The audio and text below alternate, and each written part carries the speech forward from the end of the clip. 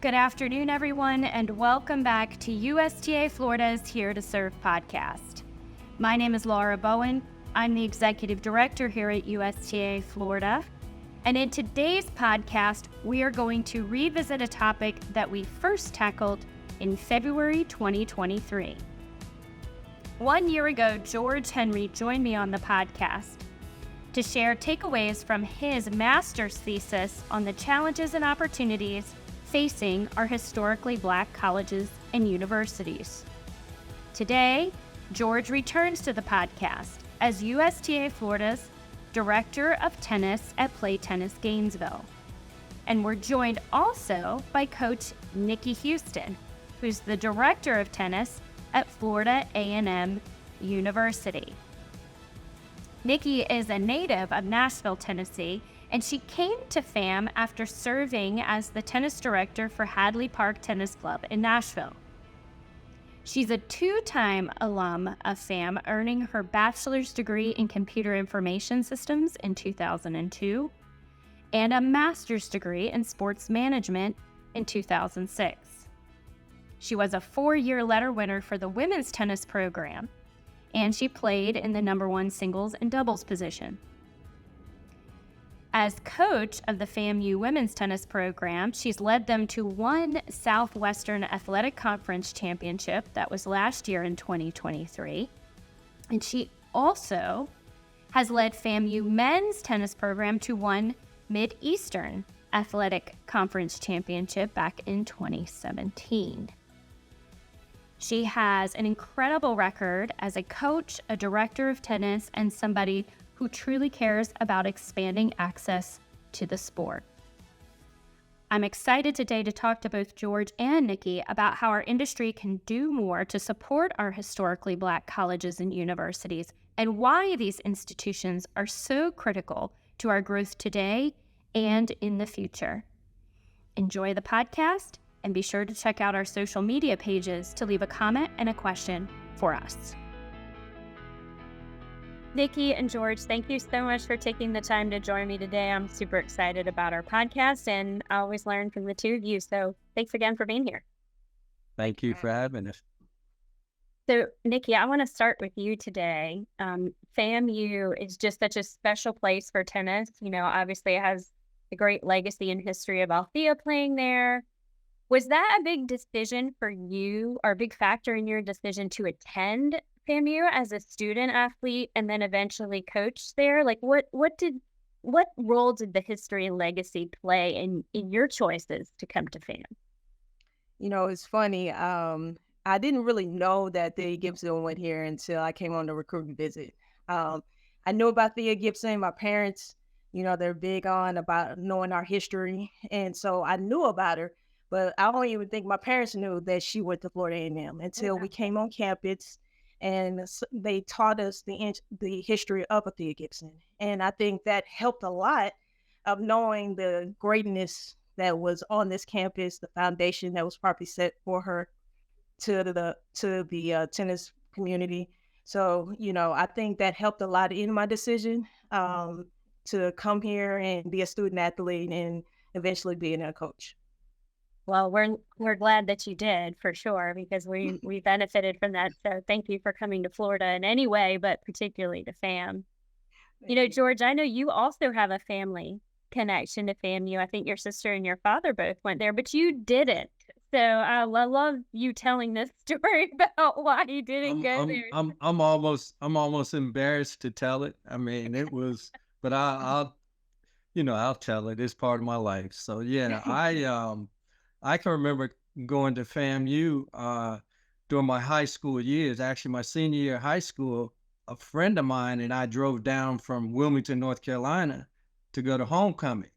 So I was all ready to go, you know, to FAMU. And then kind of at the last minutes, you know, some home things happened. I decided I kind of rebelled from my father. And I said, I'm not going there because he went there. And you know, I ended up going to another school, North Carolina Central, and the rest is history for me. So, but I kind of regret that. And, you know, I knew the history. Actually, I was, a big fan of Thea Gibson. My high school coach, my father's fraternity brother, is who Dr. Eaton is who Athelia Gibson lived with before she went to FAMU. So that was part of my legacy also. And your sister went to FAMU. I ain't even want to mention that. Yeah, my I sister had went. to get that in there. And, Shout out to thank George's sister, because thank you, she may Laura. listen And to she this. and it's funny. She was kind of big wheel during her time there. She was a business major when they were, top 2 business school in the nation, and she went on to, she graduated in the master's program. She was actually Miss Florida A&M. So that was an experience that opened up, a world to her.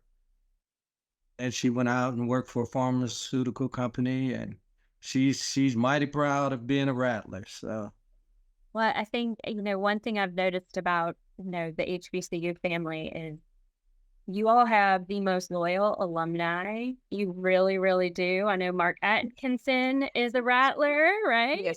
Yes, he is. But Yes, he's coaching at Edward Waters now. yeah. But he I feel like he's torn. I'm not going to speak for him, but I feel like he's a little torn. So I told him, I'm like, you're a Tiger now.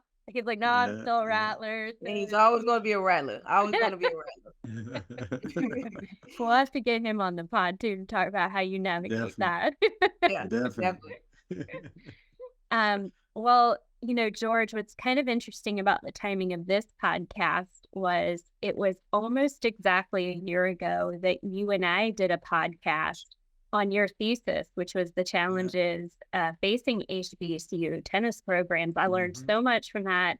And I listened to NPR a lot, and it was funny. In November, they did a story on almost the similar challenges and the fact that there was a high number of international students playing tennis at HBCUs, which happens in college tennis anyway. Despite the fact that the sport is growing in popularity among Black youth here in the United States. So, question for you, Nikki: what are the biggest challenges you face as a director of tennis and a coach when it comes to recruiting students from the U.S. to play at FAMU? And is it beneficial to you to have students from abroad on the team? Because I think you have a mix now, right? Well, I do. We are in that hub where, we're in the Southeast. Being in Florida, it's a recruiting hotspot. So it's going to be hard for us anyway, as recruiting for the U.S. and international. But my first goal is always to recruit U.S. first, to try to get the top players here. And then if I can't, just being in this region and playing all these tough schools, we have to get the best players here. And like you said, I do have a mix of players, and I think it's beneficial because we are an international sport. And so, having a mixture is always good. But I do recruit with the U.S. first and try to get the top players. But, it is a fight. It is a fight out here trying to get the top players. And then if not, then we do go abroad. And I think one of your local Florida players was the conference player of the week a week or so ago, right? Yes, Widening from St. Petersburg. Yeah, St. Pete. I love to say that. I love Florida girl coming in there. I love it. Love it. Yes. So, George, question for you. Since we last talked a year ago, I mean, we talk all the time, but in the context of the pod, do you think the landscape has changed at all in the past year? And has the addition of a women's tennis program at Edward Waters had an impact here in Florida on sort of what we're seeing come into the HBCU space? I mean, I can only speak on, what I've immediately have seen. And I mean, a year's gone by, kind of quick. I think it's very similar. I mean, I'm sure, with Nikki, she's built a tradition and she's really, got a knack for, that specialty in recruiting. And I think it might be a little easier for her. I think the time is right for her now because a lot of players are seasoned and they're ready, and then with the transfer portal too, you can get some players that are kind of ready. I think it's the difficulty is when you're at an HBCU and you're really going after minority players, it's hard to get players that are really ready or that even know about your school and the program you have. So I think it's changing. It's getting better, I think, but I think there's so much work that needs to be done. We just got to keep pushing it. Keep chipping away at it. Well, you Yeah. just teed up my next question, actually, really well. I was kind of trolling the FAMU Athletics Instagram account because I was pressing my marketing team to really start looking at the results of college tennis in general, but making sure that we were also looking at some of the great news and information that FAM puts out about its athletics program. And one of my team members said, "You got to see their Instagram account. It's really good." So of course I go on there, right? And I'm like, this is like crazy good, and I see the video with LeBron and I'm like, what is happening here? Like, and so I really think the promotion that you all do in that space of your athletics program really is sort of top tier in the college landscape. How can we, like the tennis world, amplify what your other, your school does, and maybe help some of the other HBCUs do that type of promotion also for tennis as part of their athletics department? Because I'm not sure that that's happening at all of the HBCUs the way that, you all got tennis right on in there in the squares, and I was super happy to see that, and I'd like to see that at more of the schools. Yeah, we have a very good sports information department here. Josh leads the way on that, and he's got a lot of interns that come and help. And I think that has helped a lot. This day and age, social media is huge. It's a huge recruitable piece. It's a huge thing. So you can look inside what's going on your team. And I think with other schools, if they can really kind of emphasize on that sports information and get a person in there that can really dive into showing what's going on in your teams, especially tennis wise, having them, what do they do during the day. I think that helps a lot for you getting the inside of what's going on in your school and in your tennis program. And I think the partnerships, like you letting me come on to this iPod and discuss about Florida A&M, I think that helps out tremendously because it hits other areas that we probably won't even get people to get to listen to. So I think, those small little things would help our programs to be seen across the nation. Yeah. And I agree with you. I think young kids and even their parents now, they look at so much on social and connect with people on social, and it influences their decisions more than maybe we give it credit for. And so, if I was looking at your socials, I'd be like, yeah, I want to go there. I kind of want to go there now. And I'm old, Yeah, like you but said, a lot of them follow my players and see what they do. Not just once they see us on our page, they see the IG, then they start following my team. Yeah, I saw this person. Yeah, I saw this person on their page. So, like I said, social media is huge these days and something that they're continuously growing.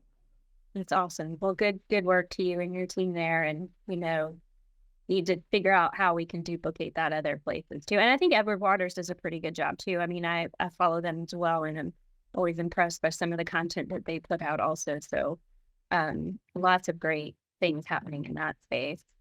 Yeah.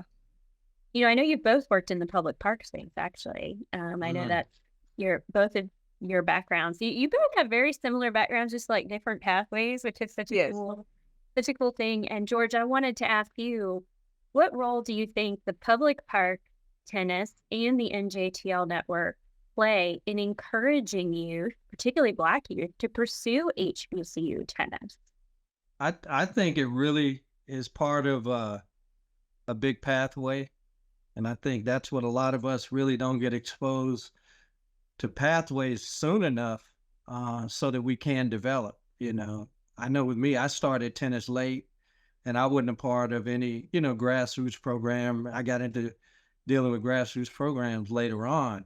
But I think the USTA has embraced, hey, we can help, or we have a mechanism that you can, and then put you in a network and a system so you can, if you want to do recreation, you can go recreation way. If you want to do competitive, you can go competitive way. So NJTL kind of really is the starting point and really introduces a lot of the youngsters and their families also. Because I think a lot of families really don't have any knowledge when they want their kid to be in it, and they don't have any gauge. So I think it's important. I think the way we deliver, or each city delivers it differently. Each program is different, but we all come under that umbrella. It benefits a lot. So. Would you agree with that, Nikki, like based on your experience in sort of the public park space? Oh, absolutely. I did grow up in the grassroots. My dad was my coach. George knows. He's a big tennis pioneer. Yeah, and his program was kind of based on metro parks, and he partnered with those parks to bring tennis to the community in Nashville. I'm from Nashville, Tennessee, so it was very big of partnering with the metro parks, partnering with NJTL. They used to be on Tennessee State's campus all the time. They used to be on FAMU's campus all the time. It was really big and very important to have, and I wish we continue and even bring it back, because we don't have it at FAMU anymore. But I think having those type of programs, showing them early tennis to a sport that could be a little bit expensive, but would you have a partnership with the metro parks and it's free for those kids to come out and play at an early age, it might pique their interest before they even get to a basketball, football. So I think they're very important to the tennis community. What's really kind of nice is in Florida, where all the HBCUs are located, we do have active parks and NJTL networks in all of those areas. So sometimes it's just sort of putting those pieces together. Like Edward Waters didn't have a team before. Now they do. Mark used to be at the Mount Washington Foundation, and so it's nice if you can get all the pieces to just sort of come together that way. And we have that opportunity here in Florida. I think we just maybe aren't quite there yet. Is that what you were going to say, George? I'm sorry. I was just going to add, especially with Nikki and knowing her father and knowing her history. Her father, I guess, got involved with tennis at a time where there were other Black coaches out there like her father in different cities that were like the first Black coaches that were PTR coaches, and they networked together. Because when I started the idea of doing grassroots, and after I got my undergraduate degree, there were her father and others were the ones I looked for leadership, and they gave me a blueprint, how to work this and how to work that, and those programs actually produce not only recreation players, but they produce professional players. Some of those players were the ones I played with on the circuit that did much better than me, but they started from a program like that. So I think we're at a time, we just have to look how it evolved and go back to some of those things that they were doing years and years ago, setting up the infrastructure so that they could grow the game and grow the business of tennis. It's not just the game. It's a business that's associated with it also. Yeah, and George, I know you've been really supportive of, our efforts to try to do more coaches conference for Black coaches, coaches of color, women coaches, et cetera, to say, hey, how do we invest more in the diverse coaching space? Because it does directly correlate to the player side and player development. And you've been such a driving force for us there. And it's been really important. And hopefully we can do more in that space too. Thank you. So interestingly enough, you both also have experience in the professional side of tennis. It's like your long twins. A little bit. You got dabbled a little bit. You're right. I knew early on I need to coach. So it worked. So that aside, what role do you think today's tennis superstars have in advocating for HBCU tennis, maybe in a similar way to what LeBron did in supporting the athletics at FAMU? You can go, Nick. I'll wait. Wait. I mean, like I said, exposure. I mean, when LeBron did it, he's like at 159 million followers. So when you have that many followers and you wearing Florida A&M University, jersey or T-shirt, or you got your shoes out there representing a FAMU brand, it gets exposure for our campus, and that's something you can't beat, you can't buy. That's awesome. And so, for these pros that's out there, you definitely mention Florida A&M anytime you get a chance. Because again, it gives exposure to kids that probably don't even know about us. Yeah, we don't see much of that in the tennis space. I don't know if I missed it or whatever, but I mean, I watch a lot of the pro tennis, and I don't see much of that, and I would love to see more of it promoted. And Yeah, I mean, I know there's definitely some coaches that are FAMU grads that I'm going to probably call now and be like, make sure you yeah, throw out a FAMU Gonna T-shirt send for 'em. them a little package of Yeah, send a apparel and say, package out please there. wear this. yeah. Yeah, but I think it's something that we definitely can push more of. What do you think, George? And I would agree with that. I think within the sport, especially a lot of the up and coming young players, a lot of them really don't even know much about it. HBCU, especially tennis. I mean, they might Kamai, and some others. Some might have heard of me or whatever. It wasn't from being a player; it was from working with other players. But to even associate with an HBCU, they don't have that tie. I know Francis Tiafo. I know people that have known him for years. Nice guy. But I mean, HBCU and really knowing how to support it from a tennis standpoint is something, I mean, he probably has no idea. His circle is different than that. Yeah. I think we have to build circles that are inviting to HBCUs and show them, make the connection. If it's our organization, I think, and that was one of my beefs with the at the US Open, where I felt, they were looking more at the step shows and the bands and everything, as opposed to bringing the tennis connection into it. And that was a tennis event. So I think we can do better in our organizations to bridge those gaps. Yeah, I would agree. I don't think there's near enough focus on the collegiate space in general, right? So when you consider maybe we're not doing a lot there to begin with, and that's not a criticism of ITA or any of the other collegiates. Anyone. It's us, it's us as USTA. But then this being such an important part of the legacy and the history, and giving opportunity where it needs to be. So I think that's a good call out, George, and hopefully something we also can affect change in the next year. So maybe a year ago or a year from now when we come back, we'll be like, look, we did something better there. All right, last question for you both. I've learned a lot about HBCUs and HBCU tennis in the past year, and that's certainly a credit to you both and the wonderful folks at Edward Waters and others who've really helped to educate me. In my opinion, only USTA and the tennis industry really needs to step up and devote a lot more time and attention to publicly supporting and advocating for HBCUs, and particularly tennis at HBCUs.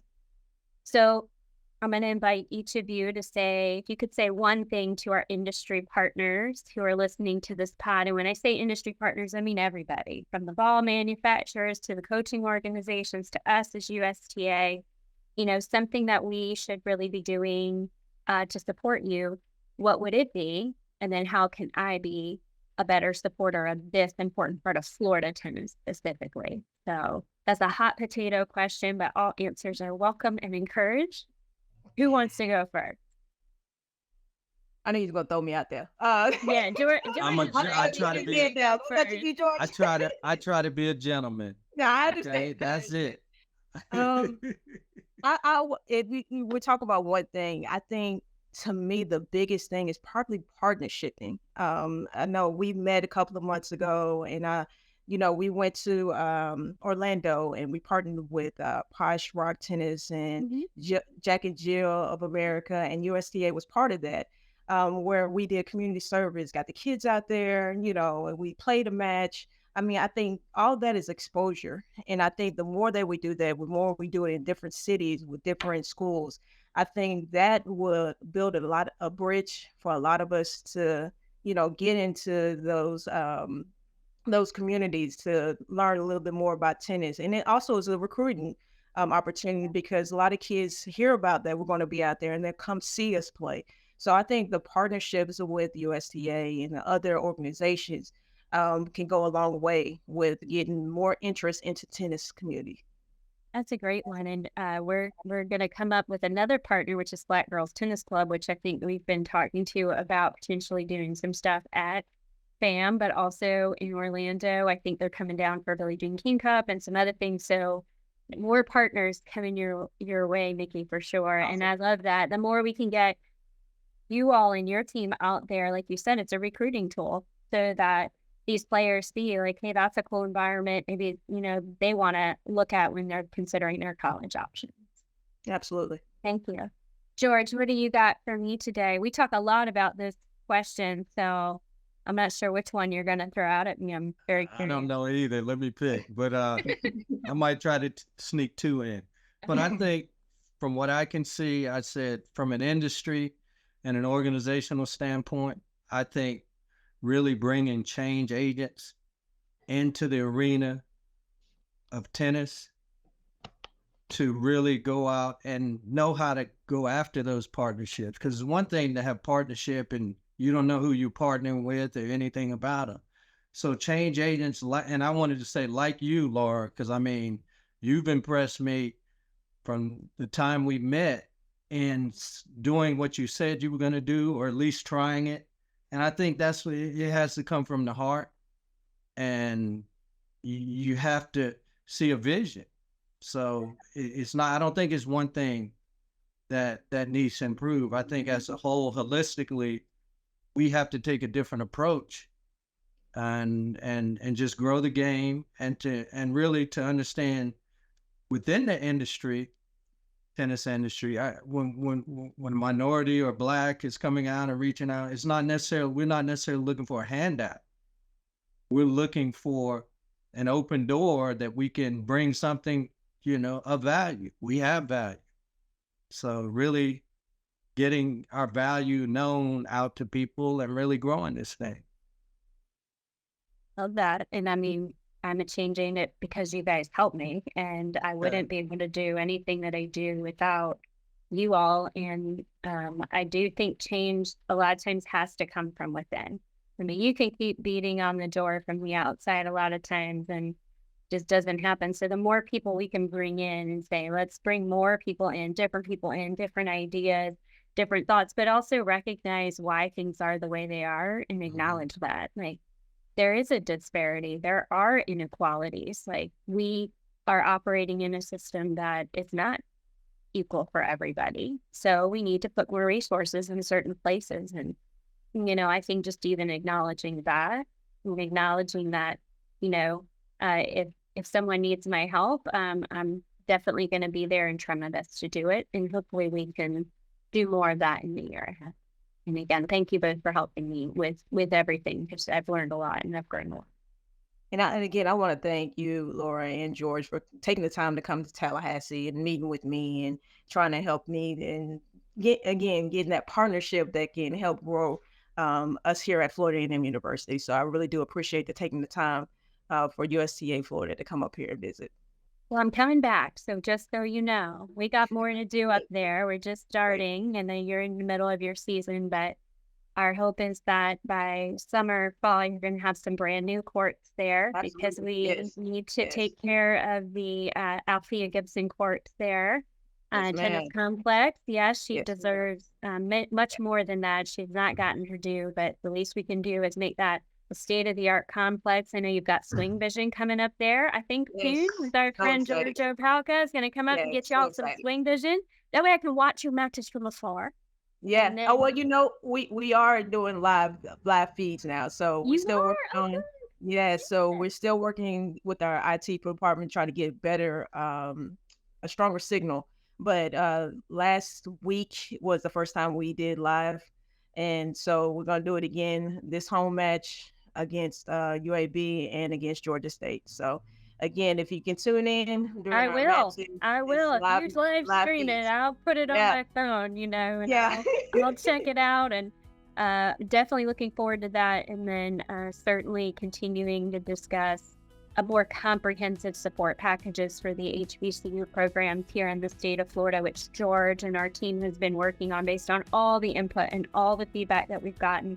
So we're going to keep working on that. And so there hopefully will be an announcement later this year that we would be able to provide a more comprehensive package of grants and other support to get your program to be where you want it to be, best in class, continue to be able to recruit the best of the best, and then also maybe grow it. So maybe we can see some men's tennis return here in the near future. Definitely. Well, thank you both again for joining me. It's always such a pleasure, and keep doing big things. And I appreciate your time. Go Rattlers. Thank you. Wildcats. Hell, Wildcats. All right, bye. That's all for this episode of USTA Florida's Here to Serve podcast. I hope you enjoyed the topic. Please check our social media channels for more ways to engage with USTA Florida during our 75th anniversary year. And for more upcoming topics, dates, and episodes of the pod, visit USTA